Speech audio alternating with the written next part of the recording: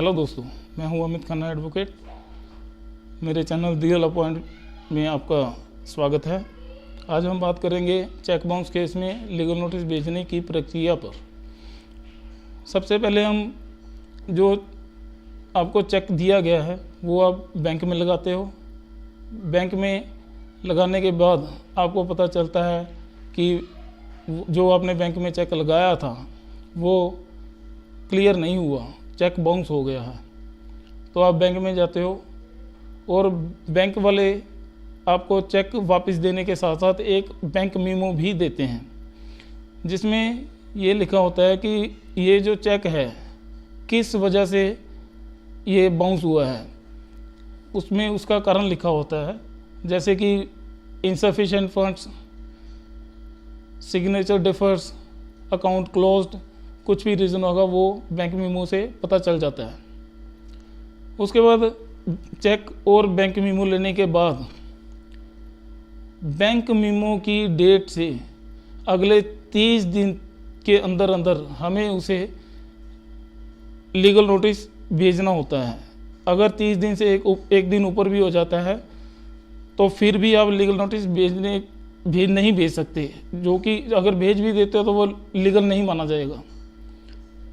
फिर उसका क्या होगा, फिर आपको दोबारा से बैंक में चेक डालना पड़ेगा, फिर बाउंस होगा, फिर आप उसका 30 दिन में लीगल नोटिस भेजोगे। तो जब हम लीगल नोटिस भेजते हैं उसमें क्या लिखना होता है, ये बातें बहुत ध्यान से सुननी होती हैं। और ध्यान से सुनिए कि सबसे पहले उसमें ये लिखा जाता है कि हमने ये आपको अमाउंट दी थी एज ए फ्रेंडली लोन, या कोई भी वजह है, या आपने हमसे ये सामान ख़रीदा था उसके बदले में आपने ये हमें चेक दिया।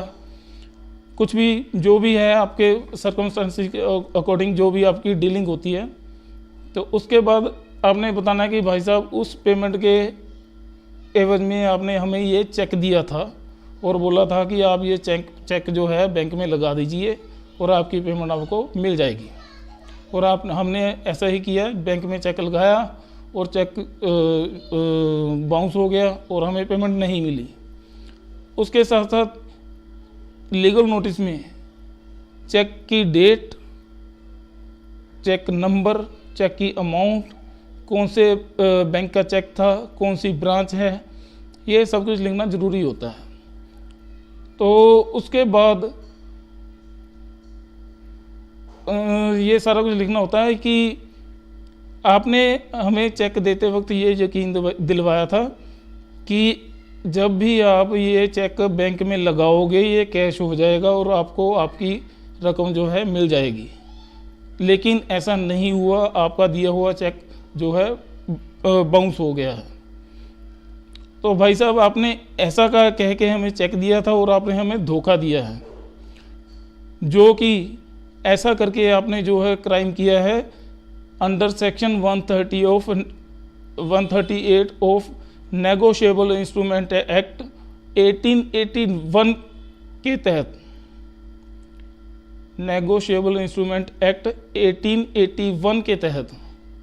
ठीक है, तो उस नोटिस का जो पीरियड होता है 15 दिन का टाइम हमें उन्हें उसे देना पड़ता है कि भाई साहब आपका चेक बाउंस हुआ है, आप ये नोटिस रिसीव करने के बाद 15 दिन में हमें ये पेमेंट दीजिए, अन्यथा हमारे पास यही रेमेडी है कि हम अपनी पेमेंट को रिकवर करने के लिए कोर्ट में चेक बाउंस का केस आपके खिलाफ करेंगे। अगर 15 दिन में आपके पास वो पेमेंट मिल जाती है या आपको कोई उसका जवाब आता है कि हमने पेमेंट देनी है या नहीं देनी है, कैसे जो भी है, अगर तो मिल जाती है तो ठीक है, अगर नहीं मिलती तो चेक उसको रिसीव होने के 15 दिन बाद मतलब 15 दिन से अगले 30 दिन तक आप कभी भी जो है नेगोशिएबल इंस्ट्रूमेंट एक्ट 1881 के तहत और सेक्शन जो मैंने आपको बताई दिया 138 के तहत कोर्ट में भी चेक बाउंस का केस उसके खिलाफ कर सकते हैं। चेक रिसीव होने के 15 दिन और 15 दिन से अगले 30 दिन में अगर उसके बाद का टाइम होगा या टाइम मतलब 2-4 दिन ऊपर भी हो गए, 1-2 दिन ऊपर हो गए, फिर भी वो लीगल नहीं होगा लीगल, लेकिन उसमें हमें रीज़न देना पड़ता है कि इस वजह से ये कंप्लेंट जो है लेट हुई है।